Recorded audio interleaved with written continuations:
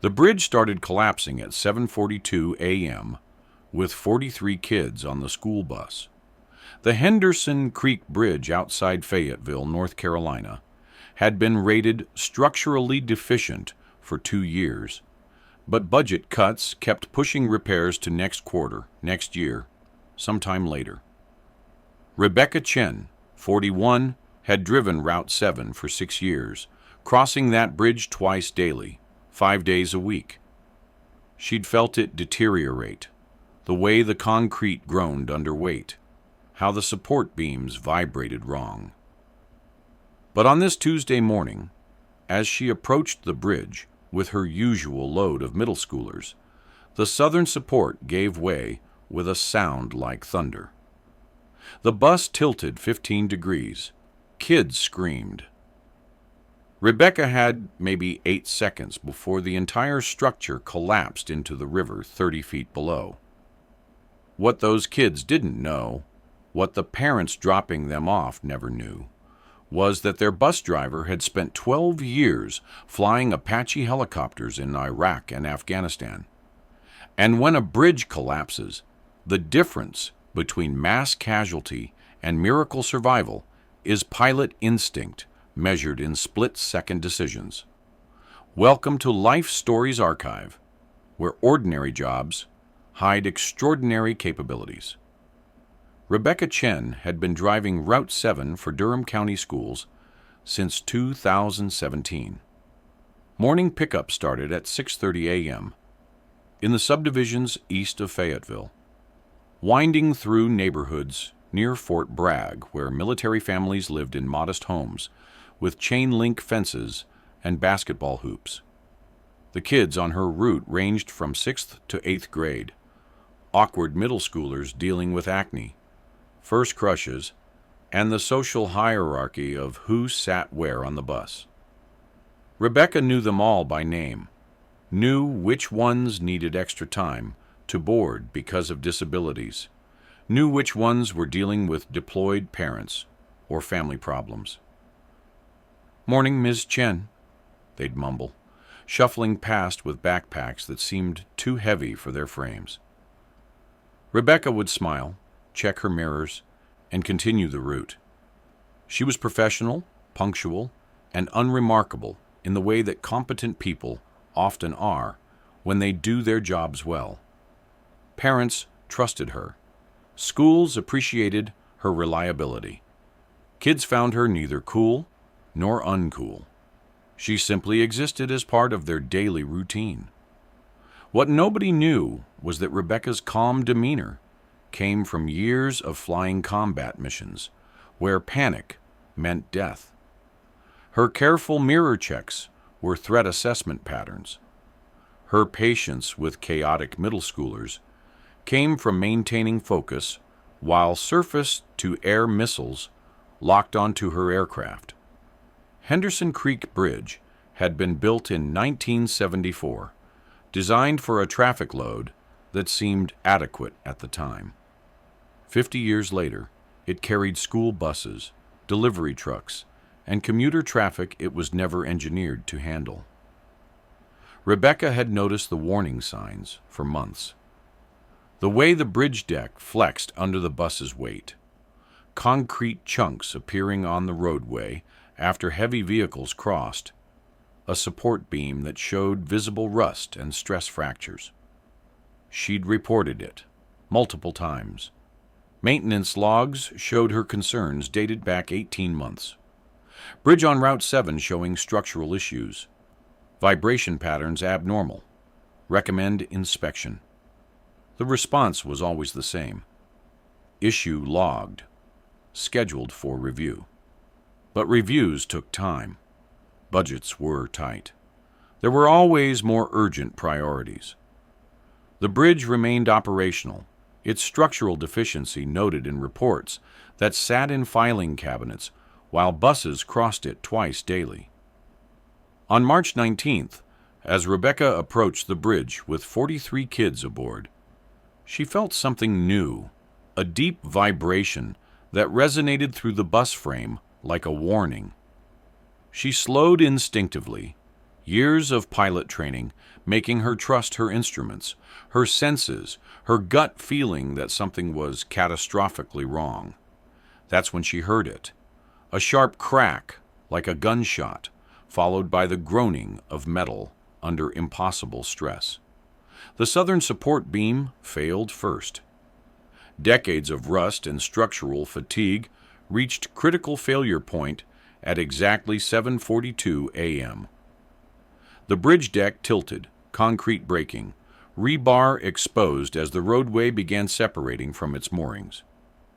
Rebecca felt the bus tilt 15 degrees to the right. In the back, kids screamed. Backpacks slid across the aisle. One girl tumbled from her seat, caught by a classmate. Most drivers would have frozen. Panic is the natural response when solid ground becomes unstable beneath you.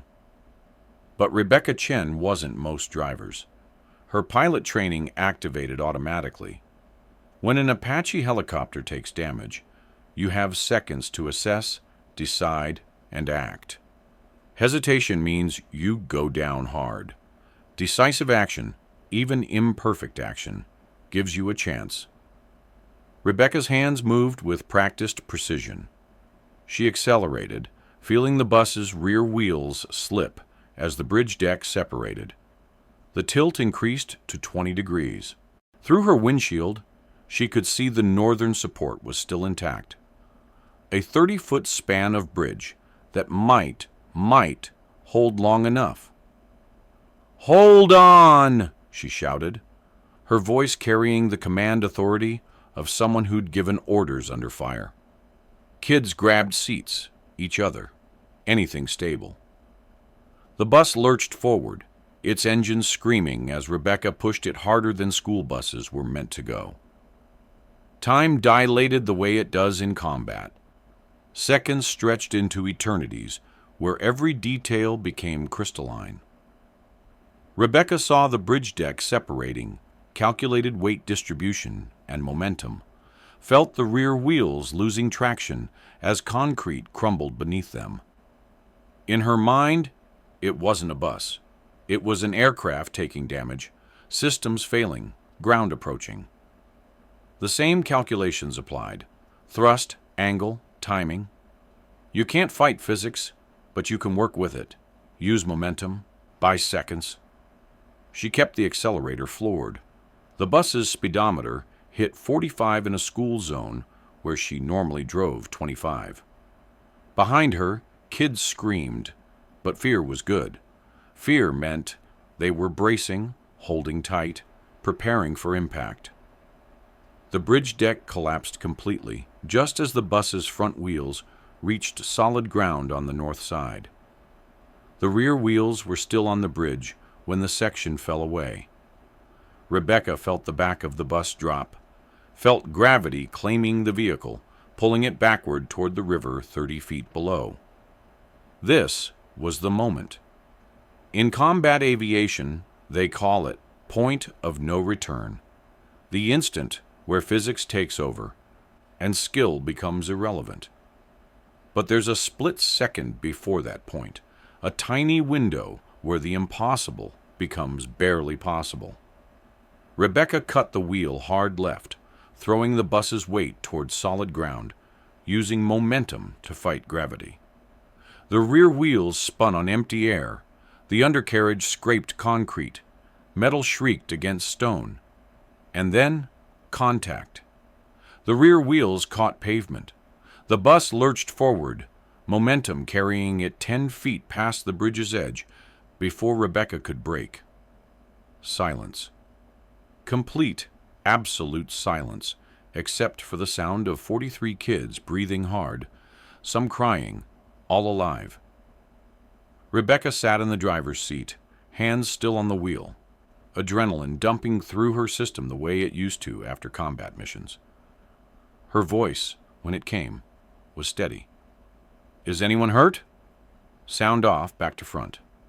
One by one, shaken voices confirmed they were okay. Bruises, probably. Fear, definitely. But alive. Through her mirrors, Rebecca could see where they'd been seconds ago. Empty air where bridge deck had existed. Henderson Creek flowing past 30 feet below. Emergency services arrived within minutes, responding to 911 calls from witnesses who'd seen the collapse. Police, fire department, ambulances ready for mass casualties that never materialized.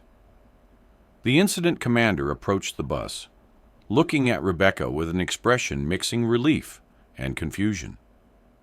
"Ma'am, I need you to explain how you got across that bridge. Our engineers say it should have been physically impossible with the collapse pattern we're seeing." Rebecca unbuckled her seatbelt with hands that only shook slightly. "Training, sir. I've had experience with aircraft emergencies." "You're a pilot?" "Was. Army, Apache helicopters. 12 years, Iraq and Afghanistan. You learn to make decisions fast when things go wrong." The story dominated local news for days. The miracle bus driver who'd saved 43 kids when physics said they should have died. Investigation revealed what Rebecca had been reporting for 18 months. The bridge had been a disaster waiting to happen. Parents learned that the quiet woman who drove their kids to school had been Chief Warrant Officer Rebecca Chen, one of the most decorated Apache pilots in her unit. 2 distinguished flying crosses, a Bronze Star, countless combat missions where she'd brought damaged aircraft home when others said it couldn't be done. She'd retired in 2016 after her second tour in Afghanistan, traded the cockpit for a school bus because she missed serving, missed having a mission, missed the simple satisfaction of bringing people home safe. "Why didn't you tell anyone?" Principal Martinez asked, during a ceremony honoring her heroism. Rebecca looked at the 43 kids who'd been on the bus, now standing with their parents, alive because of split-second decisions made by someone they'd barely noticed for 6 years. "Ma'am, I was doing my job. The uniform doesn't matter. The mission does. And my mission was always the same. Bring them home safe." Henderson Creek Bridge was closed permanently, replaced with a new structure built to modern standards. The investigation revealed that Rebecca's maintenance reports had been systematically ignored, leading to policy changes about how driver safety concerns were handled. More importantly, it sparked a national conversation about infrastructure neglect and the gap between structurally deficient ratings and actual repairs. Rebecca continued driving Route 7 for 2 more years before accepting a position training bus drivers in emergency response. Not as a hero, but as someone who understood that preparation matters, that skills transfer across contexts, and that the person in the driver's seat might be the difference between tragedy and survival. The kids who were on that bus never forgot. Some of them went into military service, inspired by the calm competence they'd witnessed. Others simply learned that the people we overlook, bus drivers, janitors, cafeteria workers, might be carrying experiences and capabilities we can't imagine. Rebecca Chen still lives in Fayetteville, still sees former students around town. They're older now, some with kids of their own, but they remember the morning their bus driver became their hero. She doesn't talk about it much. When asked, she'll say she was doing her job, nothing more. But those kids know better. They know that somewhere in America, heroes are driving school buses, flying helicopters, and doing whatever mission needs doing. The uniform changes. The mission continues. And sometimes, the most important training we receive gets used in places we never expected, saving lives that never knew they needed saving. Have you ever realized Someone's background gave them skills that saved the day in an unexpected situation. Share their story in the comments because extraordinary capabilities often hide behind ordinary jobs, waiting for the moment they're desperately needed. If this story reminded you that heroes work everywhere, subscribe to Life Stories Archive. Every quiet professional deserves recognition for the skills they carry and the lives they protect.